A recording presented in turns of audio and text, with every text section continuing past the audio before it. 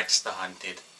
Today I shall be looking at and talking to you about the movie I saw yesterday about the work of making a film called Psycho, made by the great Alfred Hitchcock.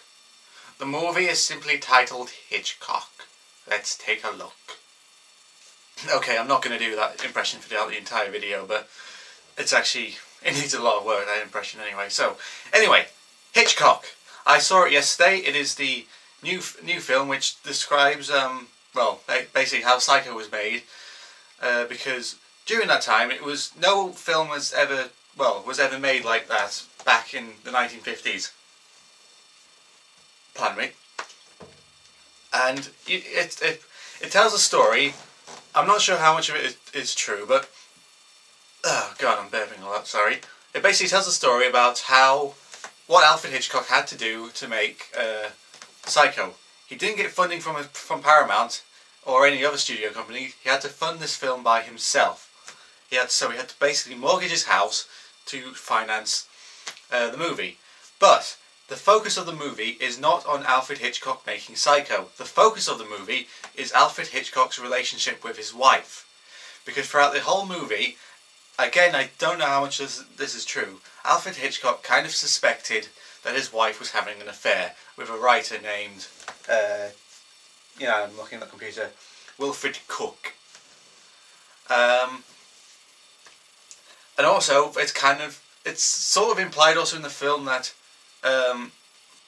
Hitchcock's wife also thinks that Hitchcock may have be having a bit of an affair, because it's been well documented in fact that Hitchcock has had a very strange relationship with his female leads in his movies. He's been very invested, that's the best word I could use, invested in his female leads, which is also brought across in the movies, but not as much as you'd hope, because there was this in Britain there was this like TV movie that was launched just before Christmas called The Girl, which was about Alfred Hitchcock. It's said obsession with the actress who was the lead role in the movie Birds, but apparently that's been a very love or hate thing, because there's been like those massive Hitchcock fans who have said this is absolute bullcrap and Alfred Hitchcock was a bit strange with his female leads, but he never was on this obsession level. I know of people who actually love this film for its performance and all that. I have seen The Girl, and I don't buy the argument saying I can believe that Alfred Hitchcock had a bit of a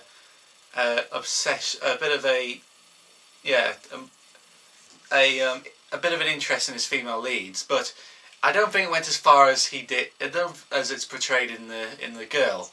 And also, The Girl is also based on the accounts of the leading actress. She's the only, and she's probably the only, and apparently she's the only person who speaks about this.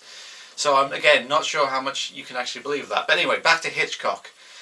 Again, it's hinted about his obsession, his interest in his female leads, especially with not Scarlett Johansson, who plays Janet Leigh, the girl who basically gets killed off in the actress who plays what's her name from Psycho, who gets killed off in the first 30 minutes. It's the woman who plays her sister in the film. In the film Psycho they're making, the actress who's playing the sister of the girl in Psycho. It goes on about how Hitchcock wants to make her a star, and she goes, well, some of the things Hitchcock wanted me to do was a bit too far, like how many kids, what colour hair I should have. It's always been hinted that Hitchcock had a thing for blondes. It's also hinted, but the best part about this movie is the relationship between Hitchcock and his wife. Alfred Hitchcock is played by Anthony Hopkins, who everyone goes on about how Helen Mirren, who plays Alfred Hitchcock's wife, does a fantastic performance, but also Anthony Hopkins as Alfred Hitchcock is brilliant. He has nailed down the voice, and I couldn't actually tell until I had to research it when I got back home. But I honestly thought when I first saw the film that Anthony Hopkins had actually put on all that weight for the film. But no, they used the prosthetics and fat suit, and it's a one hell of a convincing fat suit. I'll give him that. The makeup is very, very good, especially capturing the feel and the vibes of the 1950s. But anyway, the relationship is because even at the start of the film, it's not like they're completely in love and they're all like loving and kissing and all that. There are a little bit of, they can sense there's no longer that spark that they first had, if you know what I mean. When they first met up, there's that, it's hinted at. I mean, they sleep in separate beds. They have two single beds side by side. They don't sleep in a double bed. But you can obviously tell they still deeply love each other. It's like how, and this is also, I believe, is also a fact that Alfred Hitchcock, out of all the opinions in the world, his wife's opinion is the one he wanted to know the most. Is the one he listened to the most, because his wife used to be, well, was more in a more higher class in the game when he started. It's actually described how these two met in the film. But now the relationship is it's really believable, and you can actually see it when Alfred Hitchcock thinks his wife is having an affair, how much is eating at him. He does outright say it eventually, but you can tell he slowly starts to change and act and towards his wife it changes a lot. Like, he starts questioning her more, asking about how her new project is going more. Like, he starts to get more invested in her project, which she is writing with Whitney Cook, and I'll say this: Alfred Hitchcock's wife never has the affair. It's sort of how the master of suspense starts to believe himself, believe his own mind, and the best way this is portrayed is every now and again Alfred Hitchcock meets the real life killer of which the book Psycho is based off. He's played by He's played by Michael Winton, who plays Ed Gein, the actual murderer, which the book is based on, and it goes into kind of Alfred Hitchcock kind of has these sort of dreams or sort of visions where he is actually speaking to him face to face. He's either inside the house or Ed is actually there, like next to him. Now, some people have been saying it's a bit awkward, a bit weird, but what it is it's actually Alfred. I see it as Alfred Hitchcock's conscience is talking to himself, saying, basically going, she could be having an affair, you know.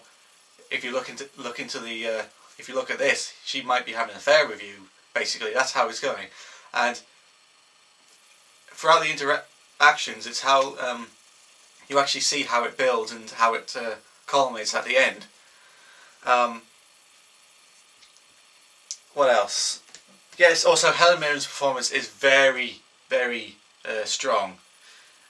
Dame Helen Mirren, actually, she's very, very strong in this movie, and there's always this current thing with movies that it's harder to get work in movies if you're an older person than a younger person. It shouldn't happen, because it still happens with movies today. It's more about face than actual performance. And Helen Mirren, they actually don't hold back, like they don't cover up. Sometimes there are some scenes where you just see her in a bra and her pants, or just in a swimsuit. They don't like try and cover up because they want to portray this as well as realistically as possible. But it also shows great like Helen Mirren, because if you know Helen Mirren, she actually doesn't like to follow the curve. She's actually spoken out against age in movies, like how age shouldn't be a factor, it should be about the performance, and I completely agree with her with that. And her performance, you can definitely like I said, you can definitely tell that she loves Alfred Hitchcock, but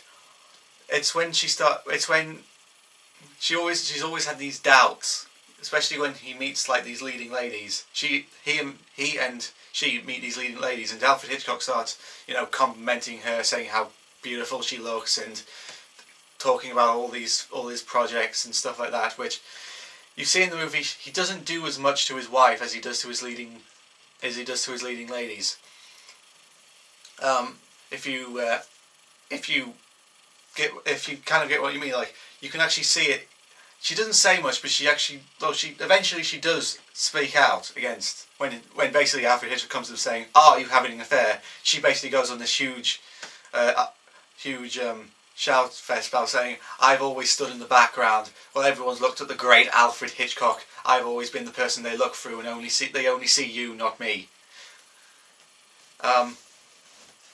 So of course she it's the film is really about their relationship and how much these two mean to each other. It's just the film Psycho is apparently what was one of the moments that put the greatest strain on their relationship, their marriage.